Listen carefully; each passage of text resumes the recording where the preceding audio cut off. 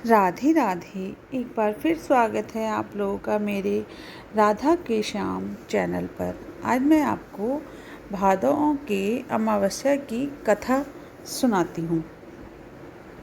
भादों की अमावस्या की कथा, रानी सती दादी की कहानी।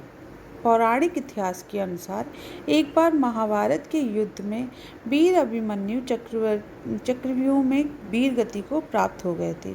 उस समय भगवान श्री कृष्ण ने उत्तरा को वरदान दिया था कि कलयुग में तुम नारायणी नाम से श्री सती दादी के नाम से प्रसिद्ध हो जाओगी और लोगों का कल्याण करोगी और पूरे संसार में तुम्हारी पूजा होगी।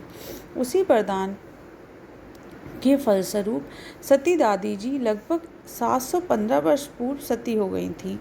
दादी सती का जन्म डोकवा गांव में हुआ था। उनके पिता का नाम सेठ श्री गुरुसमल था। उनका नाम नारायणी बाई रखा गया था। वे बचपन में धार्मिक और सती खेल खेला करती थी। जब वे बड़ी हुई तो उनके पिता ने उन्हें धार्मिक शिक्षा के साथ साथ शस्त्र परीक्षण और घुड़सवारी की परीक्षा भी थी। बचपन से ही उन्हें दैवीय शक्तियाँ दिखाई देती थीं, जिससे गांव के लोग आश्चर्यचकित थे। बाद में नारायणी बाई ने हिसार में तनधन दास से विवाह कर लिया। नवाब और तनधन के जमाने के राजकुमार अच्छे दोस्त थे। एक बार राजकुमार को तनधन दास की घोड़ी पसंद आ गई। घोड़ी पाने की जिद में दोनों के बीच दुश्मनी पैदा कर दी। घोड़ी छीनने की कोशिश में राजकुमार मारे गए। इस दुर्घटना से भयभीत तनधन का परिवार रातों रात हिसर से झुंझुनू की ओर चल गया। दोनों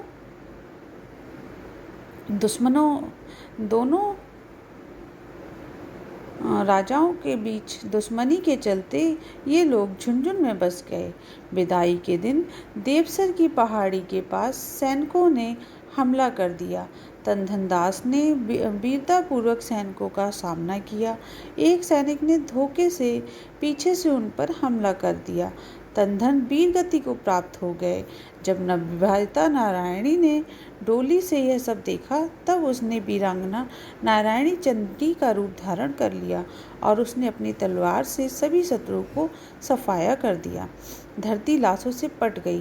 पूरी धरती रक्त जदित हो गई। राणा जी ने अपनी समाधि से जागे वे आकर माता नारायणी से प्रार्थना करने लगे। तब माता शांत हुई और अपने शस्त्र त्याग दिए। फिर उन्होंने राणा जी को बुलाया और उनसे कहा, मैं सती हो जाऊंगी, आप जल्दी से चिट्ठा तैयार करने के लिए लकड़ी ले आओ। लकड़ी का बिस्तर बनने से देरी हो गई और सूरज डूबने लगा। तब उन्होंने सती की शक्ति से सूरज को डूबने से रोक दिया। वह अपने पति के मृत शरीर को लेकर चिट्ठे पर बैठ गई, कुंडे से आग प्रकट की और सती अपने पति के लोक चली गई। हालांकि वह जलने लगा। देवताओं ने अपने गले से आशीर्वाद की वर्षा की।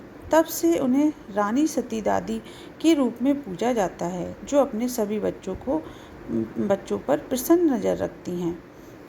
ये थी रानी सती दादी की कहानी, जो अमावस्या के दिन सुनी जाती है।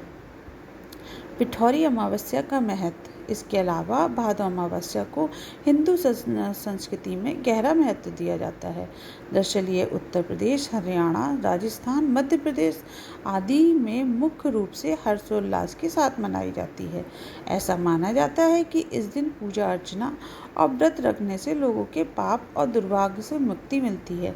साथ ही उन्हें जीवन में सद्भाव और शांति का आशीर्वाद भी मिलता है। राजस्थान और उत्तर प्रदेश के कई अन्य क्षेत्रों में भादो अमावस्या या भादी अमावस्या को ही रानी सती दादी सती की कहानी सुनाई जाती है। ये थी रानी दादी सती की कहानी, अमावस्या कथा। आशा करती हूँ आप लोगों को ये कथा अच्छी लगी होगी। अगर अच्छी लगी हो तो आप लोग कमेंट्स करके ज़रूर बताएं और लाइक सब्सक्राइब करना ना भूलें। राधे राधे, राधे राधे।